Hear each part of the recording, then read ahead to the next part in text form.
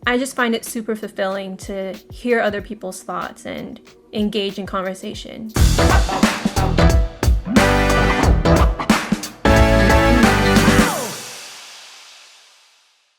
Thank you so much, Crystal, for hopping on the Creative Haven podcast. And it's awesome because we met through the Asian Podcast Network Yeah. Facebook group online that is actually an offshoot of the Asian Hustle Network. And it's always a pleasure and joy to see other Asians in the podcast game and also just Asian people in general that are doing things outside of the traditional career paths in a way. And I just wanted to ask you, first of all, how did you get into podcasting and a little bit more about your background? Yeah, sure. Well, first of all, thank you so much for having me here. It's very Hmm. exciting. This is actually my first podcast interview, besides Nice. my own episodes, obviously. So, a little bit about me. I currently work as an event planner professionally, 9 to 5, at a university in DC. So, Nice. I plan events for all of the master's programs. I'm actually a student there as well. So, I kind of get best of both worlds, a different perspective when I'm an employee as the event planner, but also as a student trying to enjoy the things I plan, I guess. So I actually did not major in anything event or hospitality related. I went to traditional 4 year college undergrad and I majored in accounting and Hmm. information systems. And the way I got into that major was sort of by accident. I was kind of trying out new majors and eventually found that I was getting A's in accounting. And I said, this must be what I meant to do because apparently I'm good at it. I'm getting good grades.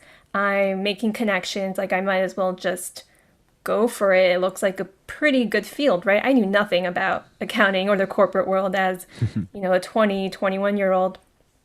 Fast forward to my junior, senior year, I got an internship with one of the big four accounting firms, and I worked there in public accounting. I did financial audit for about 2 years there. Quickly, while I was there, I realized that was not where I wanted to be, partially because of the culture. It just didn't match my personality. But at the end of the day, I realized I was putting in so many hours a week, up to 80, 90 hours a week doing something I did not love. And I thought to myself, there's so much other stuff that I want to be doing. Like, why am I locking myself here? And it was a Hmm. very scary experience because it was such a stable job. I was getting paid pretty well out of college. I knew I was going to have a very stable career for maybe 10, 15 years if I stayed at the firm. But thankfully, I had a really good team that allowed me to open up to them and let them know, hey, I'm not happy here. Like, can we try to figure something out? And long story short, I ended up leaving the firm because I had picked up event planning on the side. So I started to do weddings in DC. I started to work at food markets, completely volunteer on top of doing this crazy accounting job. And I loved it. And I was like, why am I still at this firm making X amount of money and not loving it when I can do something else as unconventional or non-traditional it might be? Like I am just so much happier there. And so I made that switch and basically that's how I fell into the event and I've been in it for almost 2 years now too. So that's a little bit about my background and how I've gotten to where I am right now. That's so awesome. That's a great story because you actually took the plunge. You had the courage to take your job and look at it from a perspective of, down the line, am I going to be happy staying here? And thought about, what would be the best decision, stay and have a stable career and make a lot of money but be miserable. But then also there's the other side where it's like, can I find something else that I'm passionate about?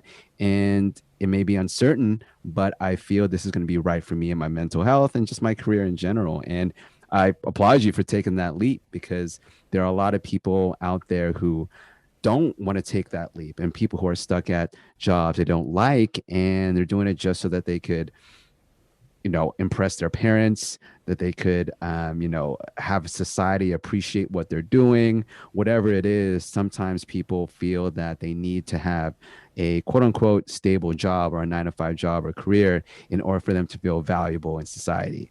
And so when you were getting into event planning, what was it about event planning that you loved, and why do you like it so much?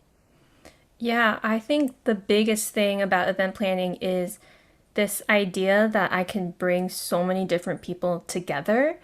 So, one of the first big events I did was a night market in Baltimore. And so I worked on the staffing team, I was in charge of managing volunteers.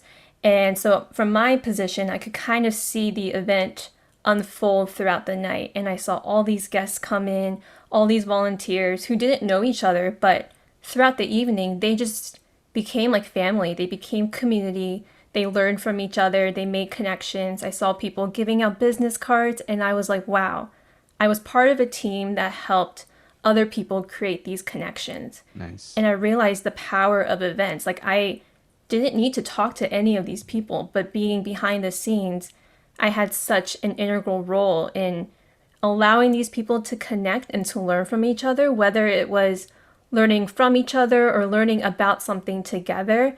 I felt like that was just such a powerful position to be in. And events has a lot of logistics, detail oriented stuff, and I'm super type A. So it just kind of worked out. Like, I didn't mind doing the work because I think I saw the fruit of my labor and I could Hmm. see, this is the end product. And I love watching other people make connections and relationships. I love being able to be there and orchestrate that and hearing about it after too. Like, hey, I met this person at XYZ event that you were part of. And I'm like, wow, that's so humbling. Like, I could be a part of you guys meeting, you guys connecting, and having you guys developing that relationship that's going to further your career, your personal, professional, your passions, or anything like that. And I think that's what keeps me going, even when it's mundane, especially now in the midst of a pandemic, everything's virtual. I still hold on to that because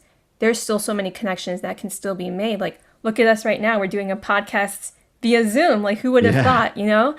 So I think that's really what keeps me going, what really drew me in because it was so different from my previous 9 to 5, where I would work so hard on this project and not really understand the significance of the financial audit I was doing because that Hmm. wasn't my passion. It might have been someone else's, and that's great for them. But for me to try to stay in that field, even though I didn't see that product or that project as something that I really valued, then for me, I just didn't think it was worth my time. But for someone else, it could have been. So I'm glad that I found what it was that helped keep me going throughout, the long hours, the long days, and all of that. Oh, that's so cool to hear because you really do find joy in connecting people, seeing people grow, seeing people find connection and create relationships.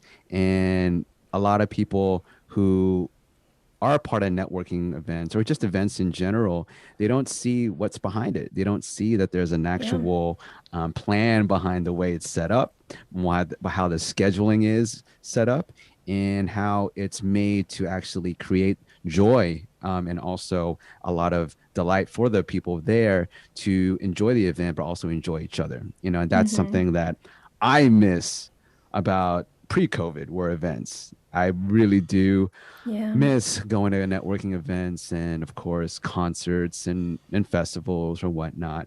And when it happened, when it did, the lockdown did occur and the pandemic and everything happened earlier this year, what was like the feeling that you had in your job or in your industry as event planners? What was that feeling, and how did you cope, in the beginning of the pandemic, and how are you coping now? That's a great question because I was just talking to my boss about this maybe 2 weeks ago.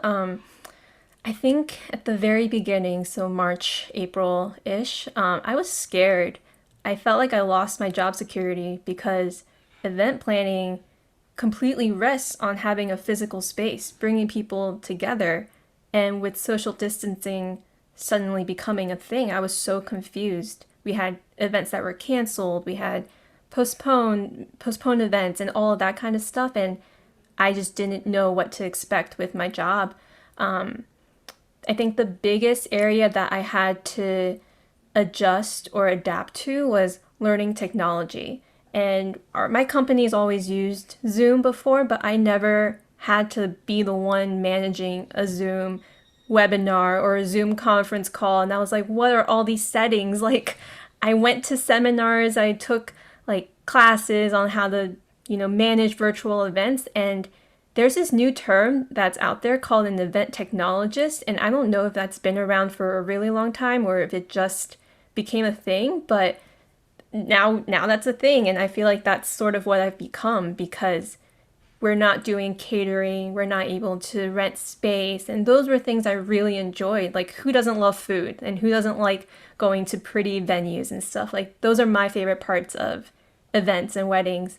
So just having to, I think, ride on the wave of technology and figure out new ways to do things and be on top of it so that my clients, my colleagues at my university could still rely on me as an event planner and trying to reassure them that events aren't dead. Like, this is still an industry that's gonna come back. Like, the hospitality industry as a whole is so resilient. We're looking at restaurants and hotels being so creative with what they're doing to try to bring in more customers, to retain their customers and make them feel safe. I think it's the same way with events. It's just, for me, I was kind of the only person because we were going through a lot of turnover with the company. So I was the only events person at the university and I didn't know what to do. But I will say lots of seminars on how to use Zoom properly, how to use technology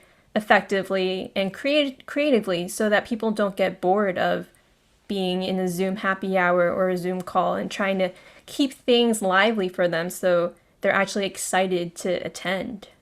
It's so interesting because the idea of a virtual event technologist, it sounds like a new college major.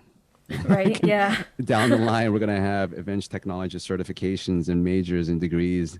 And I think what's interesting that you said that made me think about how people are coping and how people are pivoting and adapting to this new situation. I was in Austin this past weekend and I've seen so many different types of outdoor events still in Austin. I've seen Oh, outdoor wow. events, outdoor seating, people, eating outdoors. And there's a specific, you know, there's a specific vibe right now and that people have when it is being outside and wearing a mask and social distancing and then being in a restaurant that, people want to be outside. They need to be outside. They need to have that human connection. And I think it's kind of just imprinted in us as humans, as we've evolved as tribal creatures, that we needed to have a tribe. We needed to have a group in order for us to survive and not get eaten by a saber-toothed tiger. We needed to have our networking events in our caves. But for you, when it came to coming up with creative ideas to make a virtual event interesting, what were some of these ideas? Because I know in the beginning, I remember people were having these virtual festivals when Coachella and EDC and all these different music festivals, they were canceled. There were so many DJs that were saying, okay, it's okay. Watch my DJ stream. We're going to be fine. You could be at home in your pajamas and I'm going to rock the party. And then all of a sudden, 1 month later, people loved it at first. And a month later, people are tired of it. Like, how are we going to make this cool? And then I remember people creating virtual stages on Minecraft and in different video games. And all right, let's make a festival in a Minecraft game. And that kind of got not as interesting. And now in Los Angeles, there are drive-in raves. And I've seen this now where people are just basically going to parking lots with their friends, driving and parking, and then watching a DJ play. So in the beginning, when you had to come up with different ways to make a virtual event interesting and engaging, what were some ideas and how did you come up with these ideas to keep it interesting? I think at the beginning, we were just trying to leverage whatever Zoom had Mm-hmm. because that's all that we knew. And even then, we're seeing now it has its limitations Yeah. breakout rooms, sharing screen, like things like that where we were like, oh my gosh, this is so cool. You can like watch a movie with me, or we can break up into six groups of like five people. Like, hooray. But, I think over time, I think something I've noticed with the more successful events is probably two things. I think the first is good marketing. I Mhm. think that's super important because pre-COVID, it's super easy to kind of put out a blanket statement and be like, come and see like what you're going to like come and look at our event, like trying to grab people in but being very general about it. I think it's so important to be super specific now because people aren't going to just hop on a Zoom to do whatever. Like they're going to I feel like we have a routine now. Mhm. So if we're trying to market an event to someone, we have to be very clear what they're looking for so that our marketing is concise, so that our marketing is effective and it's accurate, so that they give us good reviews, they feel like they didn't waste their time and that they actually got what they thought they were going to get by coming to an event. I think the second thing kind of goes off of that. It's just being more selective. In the beginning of COVID, again, I think we were just trying to be something to everybody and making sure people knew our name, that they knew that we were still putting on events, that the industry was still, kicking. But I did a wedding back in September that I actually didn't attend because I didn't feel too comfortable with going. But I helped plan in the behind the scenes. And instead of having like a ceremony and a reception like you traditionally would, the bride and groom decided to split up their wedding into three parties. And so they had a reception Friday night with just their immediate family. And then Saturday morning, they had a brunch with family and then family friends. And in the evening, they had the larger reception with just friends. And so that's where you had like the cake cutting and the first dance and all that kind of stuff. I thought it was really creative because they tried to tailor different sections of the weekend for different people. But they also knew exactly what those groups of people wanted. Like their Mhm. friends probably wanted something more low key, like a cocktail hour, something more casual where they could walk around and, have a drink or two. But their friends and family, or their family and their family friends, most likely just wanted to congratulate them, maybe drop off a card, say hi to their parents, and, get out. So I thought that was really creative and very thoughtful of them to not try to force everyone into one bubble and not force everyone to go through the exact same thing that other people would because well one you have different tolerance for events, being outside, being in groups of people, but you have to also know like what different groups of people are looking for and be able to tailor sections of your event or your event in general to make sure that they're getting what they feel comfortable with. Ah, that's such a great list for me, great advice because I love that it's all about targeting. It's all about knowing your customer, your client, and I've seen it just more and more segmented now with, like you said, creating marketing and messaging that really targets a specific client group and client segment.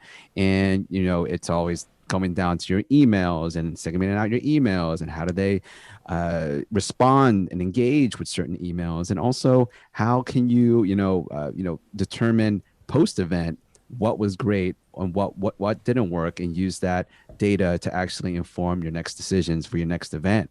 And so when you are creating these events and you start seeing the good and the bad, how are you able to juggle between giving what the client wants, but also giving them what they need in order for have a successful event? That's a good question. I feel like I'm still learning. A lot of Mm-hmm. it is trying it out and seeing what happens. Mm-hmm. Working in a university has its pros and cons. I think because my university is so established, there are some things where we're like, we can't touch that. Like, that needs to Mm-hmm. stay. But at the same time, my office and my team in particular, we're pretty young, so we're very open to change. We're more on track with trends and more connected with social media and the news, so we're able to see what other universities are doing to try to mimic if any of those are successful. So we do try to change up some stuff here and there, just to see the feedback that we'll get from either our staff or the students that attend. And I was actually put in charge of this project recently to create this feedback form for all of our guests. And I feel like that's been super helpful because we never thought about it before. I don't know why. It seems kind of common sense to always have a feedback or a survey form, but I think we just got so comfortable. And with the pandemic, and obviously lots of people's lives are changing, and we're trying to manage this new normal, and life is hard. I think we wanted work to be as simple and as easy as possible, but I guess implementing that feedback form and being open to change and realizing like, hey, we can change the time like an hour and just see what happens. See Hmm. if people will come, if more or less people will come. What happens if we email or we send an email differently, or we send it the day before, or we send multiple emails. Like, what's that going to do for our attendance?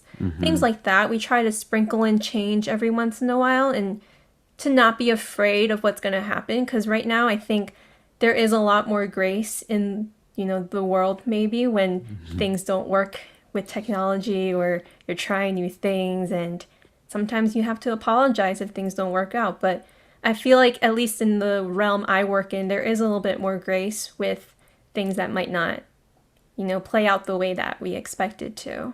Hmm. And I find that now a lot of people are forgivable a lot of things, especially when it comes to technology like this video content. And video content to me, um, a lot of live streaming and TikTok and phone and tablet and mobile device videos has become forgivable because I think people have now come to grips with you use certain types of live streaming and TikTok and social media for certain types of videos when it comes to messaging. So I don't have to rent a $10,000 camera package in order for me to shoot a vlog or a podcast. And I think that when you're able to see and adapt to how the trends change and help that and implement that and adapt when things do go wrong or things fail, but also when things succeed, it's a really great way for you to adjust your branding, adjust your company so that in the future you find more success and you have a more loyal fan base. You basically turn away and avoid people who are not your target audience and you actually bring in the people who are. And so with that, I know that you actually started your own podcast, because of the Yeah. pandemic, talking about adapting. And I know that you created that podcast because of the way that you and your friends were talking about, life during the pandemic. So I'd love for you to kind of talk about why you created the podcast and what's something that you love about it that's bringing you joy. Yeah, sure. So I guess I started my podcast, I want to say October. The thought came to me maybe like July or August. So it's called Let's Get Candid, and it's very casual, kind of like this, like very conversational. I started the podcast because, quite frankly, I was feeling so lonely. My younger sister went back to college, and so for most of the pandemic, like I had her with me, and so I felt like we were navigating life together. And when she left, I mean, I love my parents and I'm with them now, but there is a difference when, she's my only sister. So we're really close, and to not have her here with life still being very difficult with the pandemic and trying to balance work and school and life, I just realized how much I miss having super organic conversations with people. And I don't know about you or anyone else who's listening, but just talking with someone about anything, it doesn't even have to be something personal, I feel like gives me so much comfort knowing that my thoughts are being heard and I'm able to learn from other people. And I just find it super fulfilling to hear other people's thoughts and engage in conversation. I don't know, maybe that makes me really nerdy or something.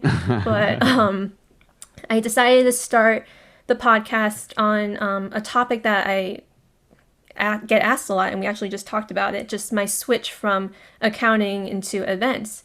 And after that, I really wanted the podcast to be a place where my friends and family could listen and feel comforted and sort of therapeutic to sort of hear very organic conversations flow in a very relatable way for a very relevant topic. So for each of my episodes, I have a friend guest, and it's usually someone that I know very well, and we talk about something that's interesting or on our mind, something relevant. And I think one of the things that has brought me the most joy from this podcast is just letting my friends have that voice. Because every time I listen back to these podcasts, I'm like, wow, they're so cool. Like, I want to be like them when I grow up.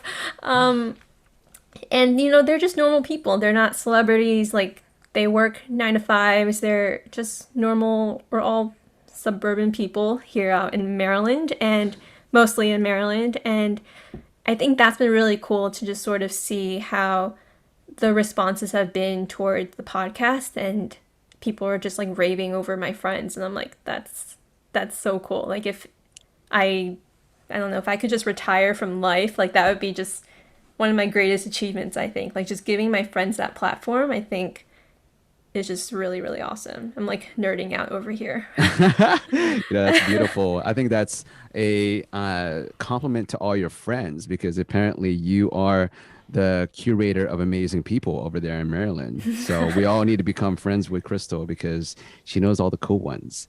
And that's amazing because you are able to share the stories, candid stories as well, that are unpolished, that are also, just about life and using it as a way for therapy and as a way for people to also get heard.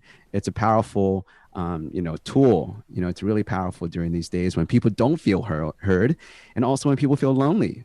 I'll be honest with you. I started a podcast just so that I could do the same thing and also network and have an excuse to, talk to more intelligent people than me, like yourself. So make me Hmm. feel, make my podcast look awesome. And also at the same time, I can learn something from someone smarter than me.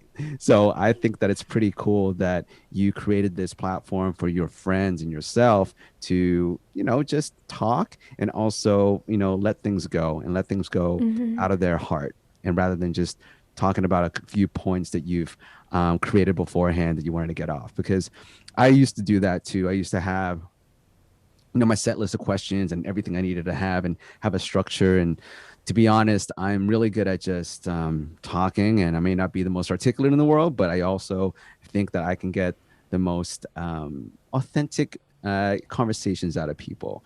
And when you are talking to people and you want to actually come up with an idea or a topic, is it more of a random topic that comes out of your conversation, or is it something that you plan beforehand? I think it depends. There were a few topics where I had jotted down, and I was like, I really want to talk about this with somebody. And I would ask, a few friends. And so far, luckily, they've all said yes. Other times, people have approached me asking, like, hey, I really want to talk about this. Sometimes I'm like, maybe, because I want to talk about something that truly interests me too, because I want it to feel authentic. I want it to feel like we're just conversing over this shared interest versus me just kind of learning about something, which is totally okay. I think there's platforms for that, but for me, I think I wanted it to really feel like my listeners were joining in on the conversation and not so Mhm. much learning about a topic. I do enjoy those podcasts, but I think, yeah, that was definitely my main goal, to get my listeners to feel more comfortable listening to maybe two or three people just talk about something that they might be interested in. So there are a few other friends that I would consider like my closest friends, and we can talk about a million topics. And so the way I approached them was just like, is there something on your mind? Like, is there a topic that you've been wanting to research more or just like talk about? And usually something organic will come out of that. And for example, the second episode I had with one of my best girlfriends, we just talked about our experiences clubbing and nightlife in our early to mid 20s, and it was so casual and it was so fun, and definitely not as serious as some of the other topics that I've done or have planned, but something like that where it's organic, I think it's the best, where the two or three people have a shared interest in it. Yeah, no, I agree. I think that a lot of the time with social media and what people post out there, it's mostly just a highlight reel, and they're just trying to show people the best sides of themselves without really being vulnerable and being real. And I talked with my friend on this podcast on a few episodes ago about live streaming on Twitch, and actually how live and being live is very vulnerable. You're not dealing with any cuts. Depends on how you want to, create your live streams. But when it's just a typical live stream, your phone or your computer or your camera and you're really just vulnerable. You really have no filters or edits for you to cover your mistakes in and feel like you're polished and perfect. And so having that side of you being shown online to thousands, if not millions of people, it does bring in a certain amount, your tribe. It brings in the people who do relate with you, and also the people who want to hear from you and see that your vulnerability is actually a great attribute and actually something that they can relate to and help them become more vulnerable as well. And Mm, the whole idea with being courageous and being vulnerable with Brene Brown, it's I do believe in that, because I do feel that um, courage isn't fear having the absence of fear. Courage is knowing mm, that fear is there, but just making the decision and taking the action to move forward anyways.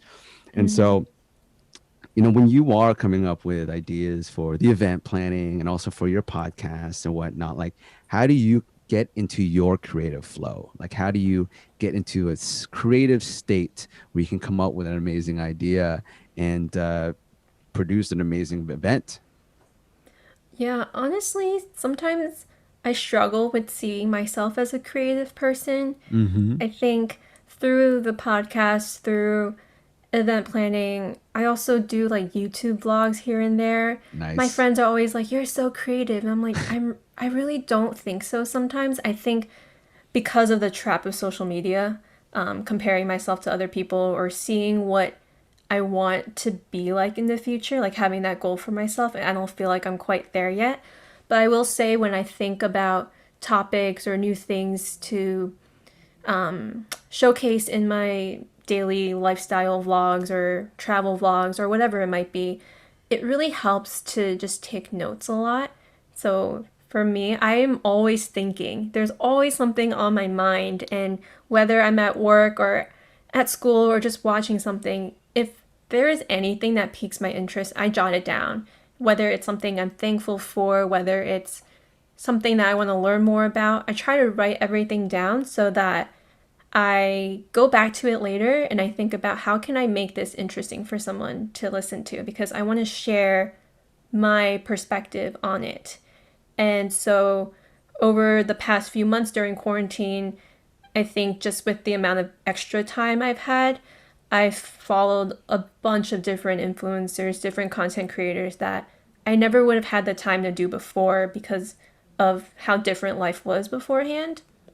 And so I think with this newfound time, just trying to learn from other people has been really, really crucial to me being able to take more risk in my content and try new things, editing differently, talking about different topics, being just a little bit more, yeah, risky, reckless with a little bit of stuff. Because for me right now, it's all a hobby. So I feel like I have that flexibility and that freedom to, try other things and learn from other people that I admire who are doing YouTube or podcasting or, Twitch, like any of that kind of stuff. And again, slowly implementing these different changes, just like I do with my work, and watching what that feedback is. But most importantly, looking back at it and asking myself if I enjoy it.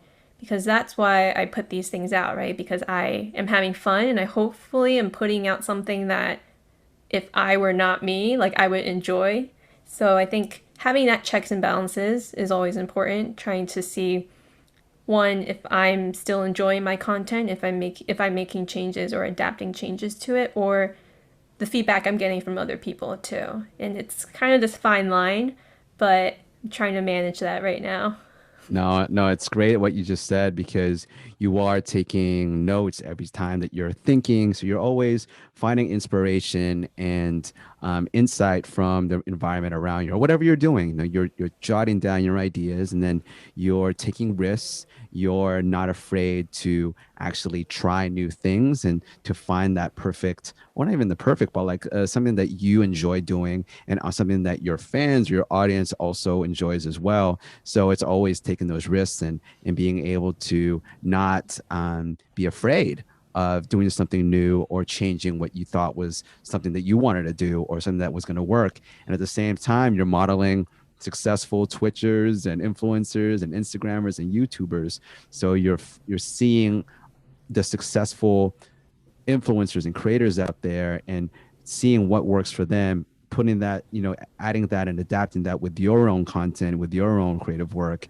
And then all of that right there is a great combination of how to come up with ideas in your own voice while doing things that are successful according to other influencers. So I think that's great advice. And for you, before we go, I'd love for you to just kind of give advice to the people out there who do have that career or that 9 to 5 job that they don't like, and how could they kind of explore what they truly do like, or how can they actually find something that they will respond to, because sometimes people don't know what they like.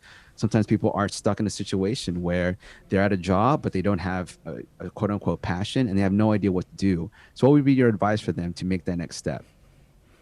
Well, first of all, I feel like you just summed up everything I said very articulately, so thank you for that. I felt like I was For sure. rambling a little bit there.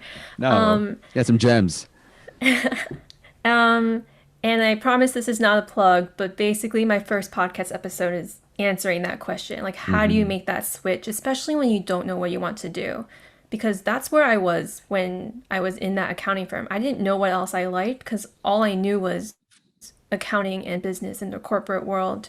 Um, and I did give a few tips on the episode. I'm trying to remember them all, but I think the first thing I would say is if you're not happy, find that community that you can talk to about it. And for me, I found it so rewarding to talk to my team because I realized if they didn't know that I was so miserable, there's no way they would have been able to help me career wise. And they were so supportive of me looking within the firm, but also even taking interviews from other companies during work as long as I told them like, hey, from 1 to 1:30 I'm going to be doing this. I'm going to stay an extra half hour or whatever. They were so understanding. And I think if I didn't have that support system within my direct team and especially my supervisors, I don't think I would have had just the confidence to even Google search because I don't think it would have become real to me that looking elsewhere was even an option. I didn't know what I want to do. Like I had no idea events was even like a real industry. Like I knew wedding planning existed, but I was like, events just kind of happen like magically, right? Like whatever. Um, and it took a lot of research for me to figure that out. Like this is actually a viable field that could be sustainable if I really found joy in it. So I think once you talk to the people that can really support you professionally and personally while you're exploring different options, doing your research and being willing to try out a few things, whether it's, for me, it was a weekend event, like just going to a wedding that was like, a couple $100,000, no big deal, nothing I could ever afford to go to on my own. And watching how that unfolded, just like I fell in love with the industry right then and there. But there were moments where I was looking into journalism, I was looking into PR positions because I thought maybe that will satisfy the creative side of me that I didn't get to have in my accounting role. But the more I talked to people in those fields, just casually, like having a super, laid back call with them, like, hey, tell me what you do every day. I was like, nah, that's not for me. Like after I heard them. And I think that's another good tip too. Like just finding people that are in places that you're remotely interested in, learning about what they do and asking yourself, is that what I want to do? Could I see myself in their shoes doing that every day? Even if there are moments where it's like not so glam, are those moments worth being in that field and the joy that you could get from being in there long term or the other things that you could get being in that career path. So I guess those are just a few things that I have. That's fantastic advice for anyone who's looking for a new career, especially when you don't know what you want. It's tough, when you are asked when you were young, what do you want to be when you grow up? It was so easy. It was right off the top of your head. And then now there's so many different questions and conditioning that we've had as adults that really influenced our answers. And so let's just have that curiosity like little kids and just ask around, do the research, and not be afraid to jump in the deep end, but also find ways to find people who can give you that insight, mentors and professionals in that field, so that you have an educated decision. Um, Yes. but Crystal, thank you so much for hopping on the podcast. I really appreciated this conversation as the sun sets here in Burbank, California. But before we go, I'd love for you to actually tell people where we can find you. How can we listen into your podcast, and how can we support? Yeah. So the podcast again is called Let's Get Candid. It's on all the streaming platforms, so Spotify, Apple, Google, whatever else there is out there. There's just so many. I know. Um, it's crazy. I mean, that's it's Deezer, no. great. Yep. Yeah. Another place you can find me is my YouTube channel. So that's youtube.com/Crystal X Leung, Leung. It's my last name. And the my Instagram is also the same handle, Crystal X Leung. And I normally post updates about new vlogs and new podcast episodes there. Otherwise, it's just a look into my very boring suburban life. But that's basically it. Well, Crystal, I just want to let you know you're not boring. So thank you so much for hopping on, and Of course. good luck with all the events. And hopefully you have an amazing holidays that's coming You soon. too. Stay Yeah, safe. for sure. You too. Bye, Crystal. Bye. Thank you for listening to the Creative Haven podcast. And if you dig it and like what you heard today, please give us a nice review and rating and share it with one of your friends that you think needs some creative inspiration. You can always find more content and resources at thecreativehaven.com, and hit me up on Instagram at Mitchell Doomlau. And if you want to reach out, collab, or ask any questions, you have my permission to slide into my DMs. So keep positive, continue to learn and hone your craft, and create all day. Salamat.